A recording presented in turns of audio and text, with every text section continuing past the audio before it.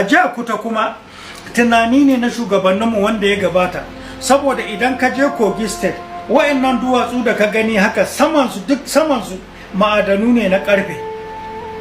To karfe kuma ka duba daga 1980 zuwa yau karfe ya yi karanci a duniya.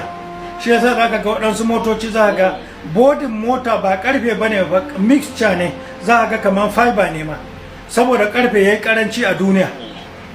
Samu kanta a Kogi a nan Allah ajiye ma'adanin karafuna. Ko a wannan kwanan nan shekara 6 da ta wuce ƙasar Rasha ta ce kun ga mu muka gina wannan abu, saboda haka shugaban Najeriya ka zo mu zauna, kuɗin da ya rage a biya mu za mu biya, ku yi amfani da shi ku tashi, kuma ku yi wannan don ku tabbatar da arzikinku ya tallafa arzikinku, don ba za ku shiga talauci ba a ƙasar ku. Mu za mu biya sauran kuma mu ƙarasa ginin kuma mu koya 'yan ƙasar ku riƙe wurin.